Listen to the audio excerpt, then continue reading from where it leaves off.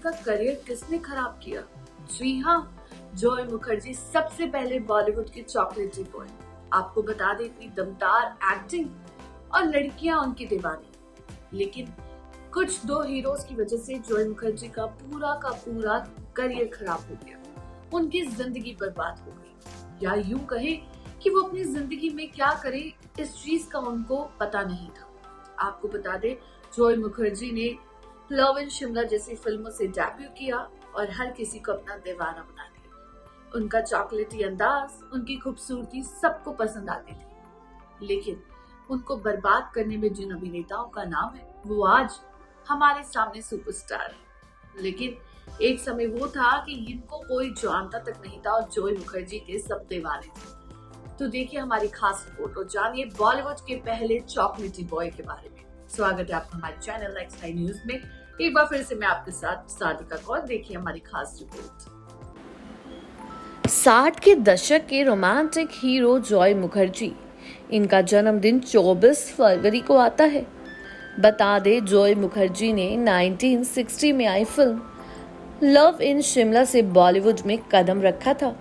इसके बाद शागिर्द, लव इन टोक्यो, जिद्दी, फिर वही दिल लाया है और एक मुसाफिर, एक हसीना जैसी फिल्मों में काम करके मशहूर होते चले गए। जॉय मुखर्जी फिल्मों से जुड़ी परिवार से थे। उनके पिता शशधर मुखर्जी की शादी अभिनेता अशोक कुमार की बहन सती देवी से हुई थी। शशधर मुखर्जी फिल्म माल्य स्टूडियो के सह संस्थापक थे। वहीं जॉय मुखर्जी देव मुखर्जी और शोमू मुखर्जी के भाई थे।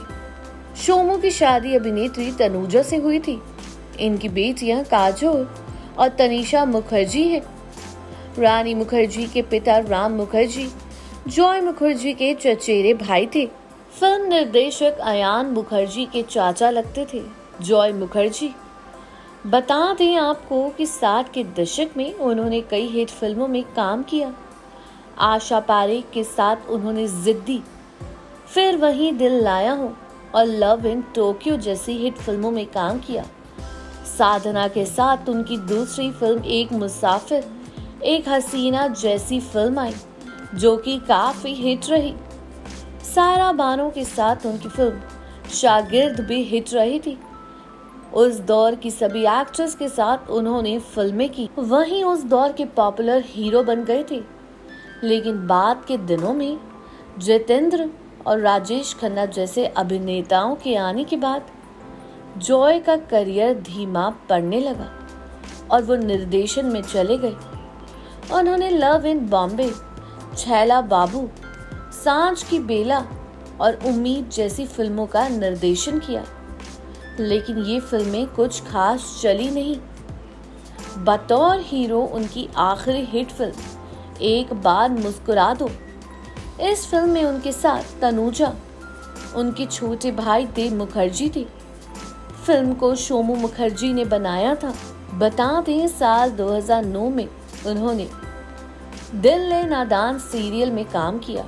9 मार्च 2012 को जॉय मुखर्जी का निधन फेफड़े की बीमारी की वजह से हो गया।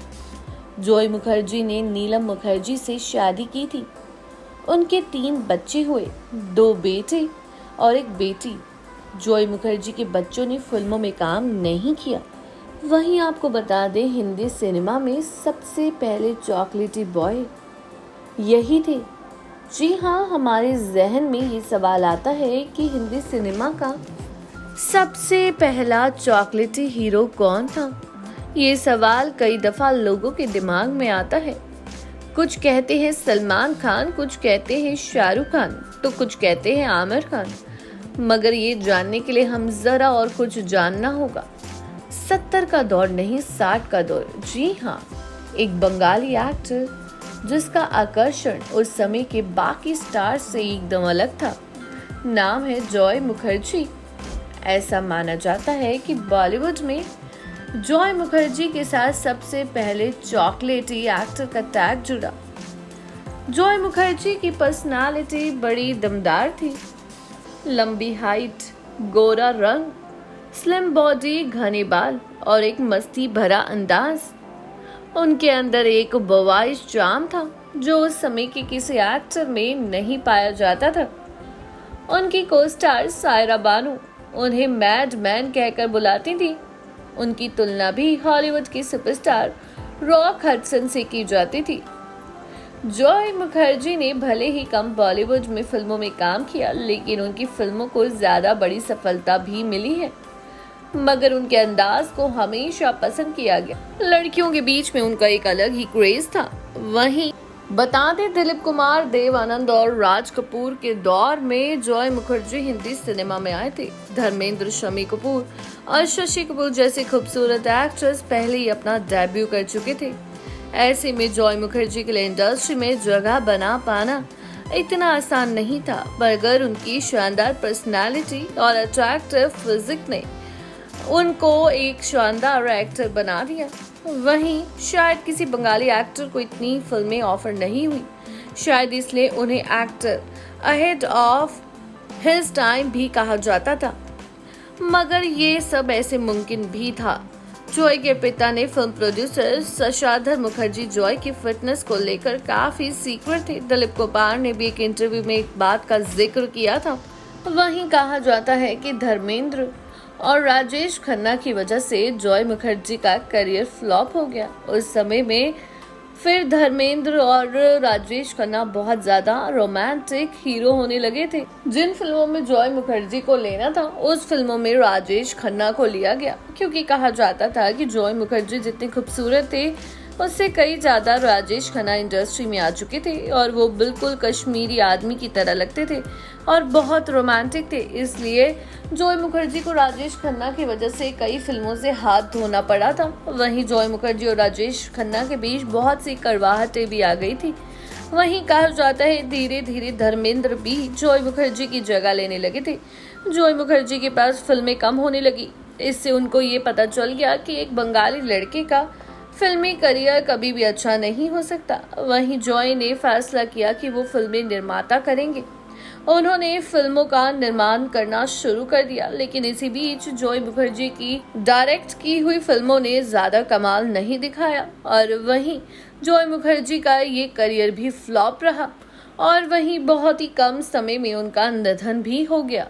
जी हाँ, शायद आप ना जानते हो, लेकिन जॉय मुखर्जी, काजोल मुखर्जी और तनीषा मुखर्जी का क्या संबंध है? ये सभी एक ही परिवार के सदस्य हैं। इन्हीं के भाई की बेटियां हैं काजोल मुखर्जी और तनीषा मुखर्जी। और रानी मुखर्जी की बात करें तो वो जॉय मुखर्जी के चचेरे भाई की बेटी है। आपको बता दें, इन सबका आपस में संबंध है। जैसे कपूर खानदान है, खान परिवार है, वैसे ही मुखर्जी परिवार भी है, जो सदियों से बॉलीवुड में अपना दमदमा बनाए हुए हैं। अगली रिपोर्ट में हम आपको बताएंगे आखिर मुखर्जी परिवार में कौन कौन है और कब से इनकी शुरुआत हुई। जानकारी अच्छी लगी हो तो चैनल को सब्सक्राइब करें, बेल आइकन दबाना ना भूलें। धन्यवाद।